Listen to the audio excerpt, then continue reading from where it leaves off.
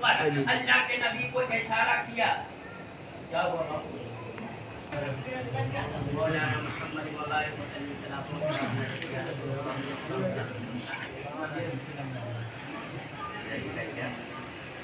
ایک بار نبی اور آلے نبی کا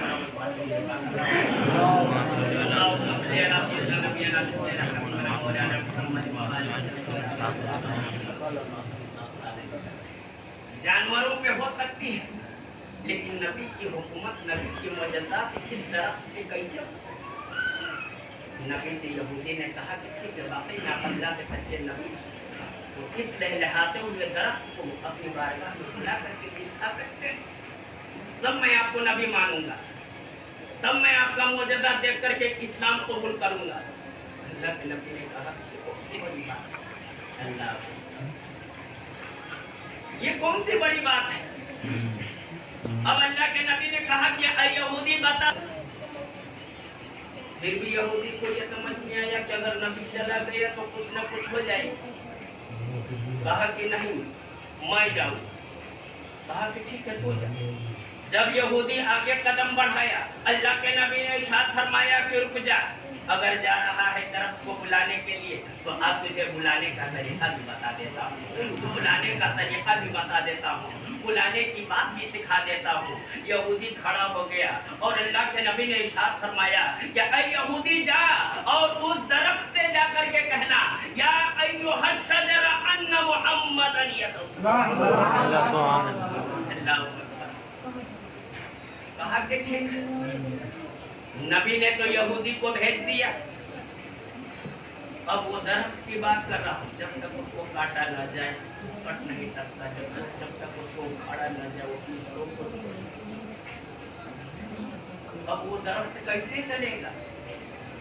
نہ تو اس کے پاس ہاتھ ہے نہ تو درخت چل تجھے محمد عربی بلا رہے ہیں، نبی کا نام سننا تھا۔ درخت خوشیوں سے گھومنے لگا، کبھی دائیں جاتا ہے تو کبھی بائیں جاتا ہے، کبھی آگے جاتا ہے تو کبھی پیچھے آتا ہے، خوشیوں سے گھومنے لگا، اپنی جڑوں کو اکھاڑتا ہوا اب اپنے قدم پہ چلنا شروع کر دیا اور چلتے چلتے خرامہ انداز سے ہمارے نبی کی بارگاہ میں پہنچا۔ جب نبی کی بارگاہ میں پہنچا یہودی دیکھ کر کے پریشان ہو گئے کہ نبی کی حکومت تو انسانوں پہ نہیں بلکہ درختوں پہ کیوں ہو گیا، اپنے سر کو خم کر لیا اور ارشاد فرمایا یا رسول اللہ میں تو آپ کو نبی مان لیا، آپ کو نبی تسلیم کر لیا، لیکن یا رسول اللہ یہ کیسے معجزہ ہو گیا؟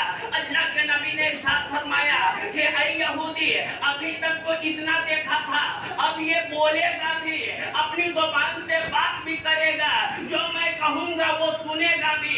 اللہ کے نبی نے اپنی شہادت والی انگلی کو اٹھایا اور ارشاد فرمایا کہ اے درخت کے پتوں اب تم ہی بتا دو کہ میں کون ہوں۔ اللہ اکبر، درخت کے پتوں سے آواز آنے لگی الصلاۃ والسلام علیک یا رسول اللہ، الصلاۃ والسلام علیک یا نبی اللہ، الصلاۃ والسلام علیک یا حبیب اللہ، الصلاۃ والسلام علیک یا محمد رسول اللہ صلی اللہ علیہ وسلم۔ اپنی زبان سے کچھ آپ کو بتا اللہ اکبر۔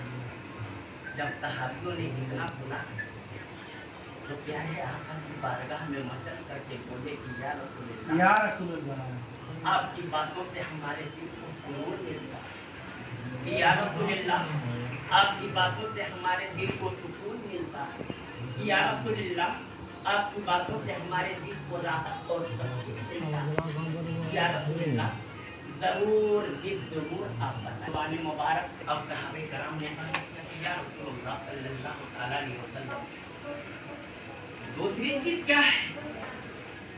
تب اللہ کے نبی نے ارشاد فرمایا کہ دوسری چیز ہے کہ اللہ تبارک و تعالیٰ نے جب نبیوں کے نبوت پہ نبی ہونے پہ فائز کر دیا تو ہر نبی کا دائرہ متعین کر دیا، ایریا بنا دیا، علاقہ بنا دیا۔ کسی نبی کو کسی شہر کے لیے بنا دیا، کسی کو کسی قصبے کے لیے بنا دیا، کسی کو کسی شہر کے لیے بنا دیا، किसी को किसी गांव के लिए बना दिया। हर आदमी को अल्लाह तबारक व तआला ने नबियों का इरादा सरहद बना दिया।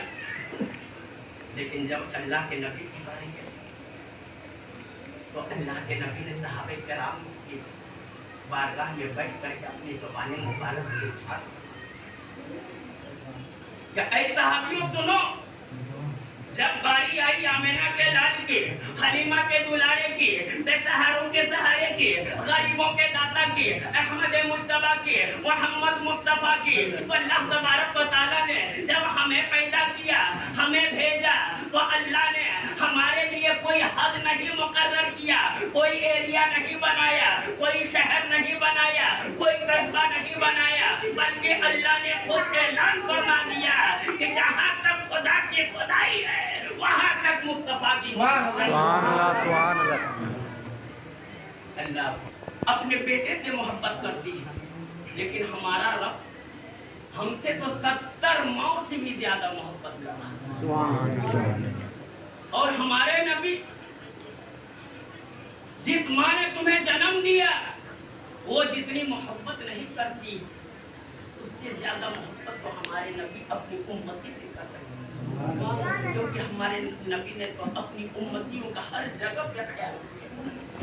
कहाँ कहाँ नहीं ख्याल किया, किस किस जगह पे नहीं ख्याल किया कि जब नबी दुनिया के अंदर आए, अपनी बारगाह में सर को झुका करके सजदा रेज़ हो करके आपने अपनी उम्मती की सलामती के लिए अल्लाह की बारगाह में दुआई, रब्बे हब्ली उम्मत, ऐ अल्लाह मेरी उम्मती को सलामत। लेकिन आज हम शरीयत को छोड़ करके कितना, नबी ने जब बीमारी के हालत में बिस्तर इलालत में पड़े थे, उस टाइम पे भी नबी ने हजरत इस्राइल मलकुल मौत से कहा, मलकुल मौत हमारे गुनहगार उम्मती को कैसे निकालो, उनकी तकलीफ को हम नहीं देख सकेंगे, उनकी तकलीफ को हम नहीं बर्दाश्त कर पाएंगे। जब मलकुल मौत ने कहा कि या रसूल अल्लाह, आपके उम्मती के लिए एक बेहतरीन अनमोल तोहफा है, प्यारे आका ने इरशाद फरमाया कि ऐ इस्राइल मलकुल मौत, उस तोहफे को आज तुम बता दो। मलकुल मौत ने कहा कि या रसूल अल्लाह, अगर आपकी उम्मती 5 वक्त नमाज पढ़ती है, 5 वक्त की नमाज पढ़ती है और हर फर्ज नमाज के बाद 3 मरतबा आयतल कुर्सी पढ़ लेती है, तो या रसूलल्लाह, मैं उसके रूह को इतनी आसानी से निकालूंगा कि जिस तरह से एक आटे में बाल गिर जाए उसको आसानी से निकाल करके। लेकिन आयतल कुर्सी की फिक्र किसको है? आजकल सबको कुर्सी की फिक्र है। कोई दुकान में कुर्सी के लिए परेशान, तो कोई मकान में कुर्सी के लिए परेशान, तो कोई इलाके के लिए कुर्सी से परेशान, तो कोई देश के लिए कुर्सी से परेशान, सब कुर्सी पे ही परेशान। अब अल्लाह के नबी ने